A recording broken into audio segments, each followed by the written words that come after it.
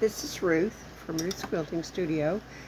I've had a lot of people ask me about what type of binder I use, where I get it, all that kind of stuff, because people are curious about these.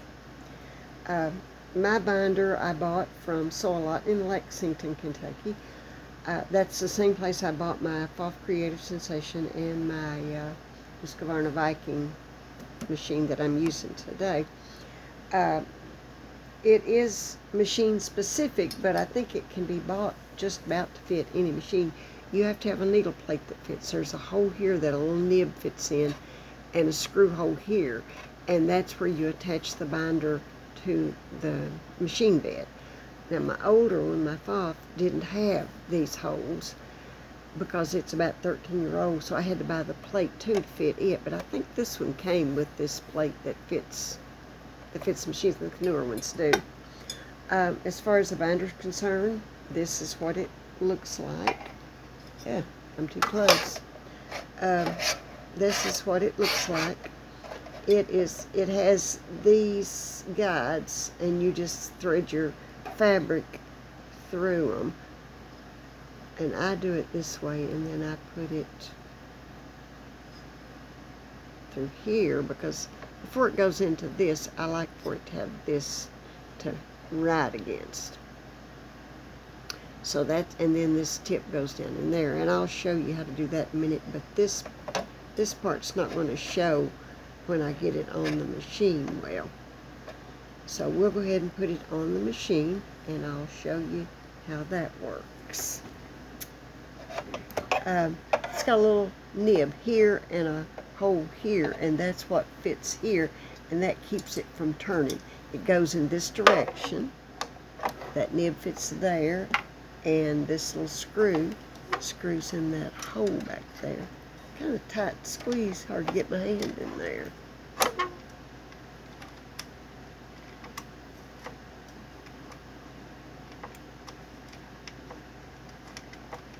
Well,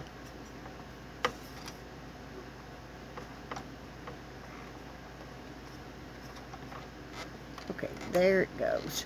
And if you get that tightened down good, it's stable here. Now I can also loosen these and scoot this whole apparatus back and forth here so that my fabric comes out right in front of my needle. And I've got that set. One time's about all you have to set that. I've got that where I want it. I'm not going to change it.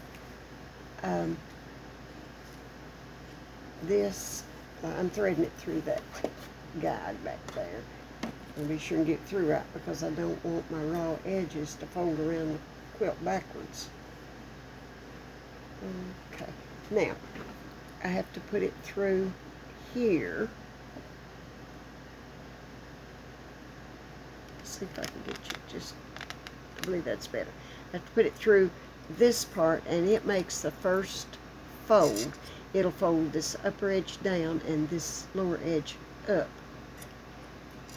And you can see it when then it goes into this one, and it folds it right. Well, that actually just guides it. The folds right there. But you can see when it comes out down here, it's folded over. Now, when I pull it back through here, that's when the two edges are folded together. This part right here folds it. And then you can pull it through. And then to bind my quilt, I just put the edge of it, the edge of the quilt right back in here. And I don't have one laying here. I might but this just goes back in like that. I just got through binding one here, like that, and let your foot down, and it quilts. I've got settings on my machine so that my needle is along the edge where I want it. I didn't want to do that. I tried to do that. The foot is special as well, and like I said earlier, I think I said, you cannot change the feet between the Pfaff and the Viking. This little area right here is wider on the Pfaff than it is this. And with this foot, this is a regular foot. But with this foot, it's got a little blade that drops down right here, just enough, at the thickness of a quilt. But it keeps the edge of that quilt from going past it, and it's right there. I love this way these feet just slip in and out. I don't have any trouble. See that little blade? Right there. And let me find the other foot. Not a lot of difference in the feet. You can see there the difference in them. The top one's got the blade that keeps the quilt from going too far through to the side, and the bottom one don't. Okay, now you can use any kind of binding on this that you've got.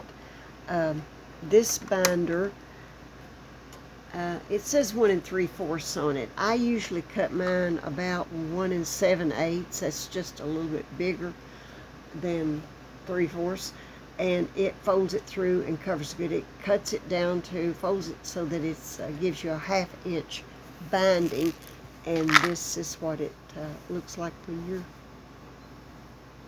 through with it. If I can find the corner there and get it in focus, there's what it looks like when you're through binding, and that's about a 1/2 inch binding.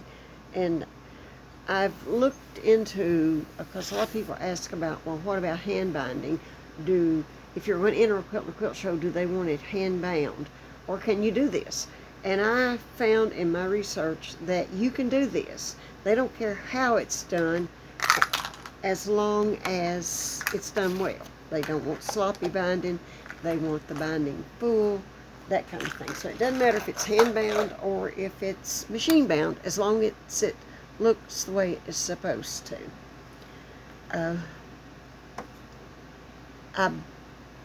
I can't think of anything else I need to tell you. If you have any questions, just ask. I'll be glad to answer for you, and thanks for watching.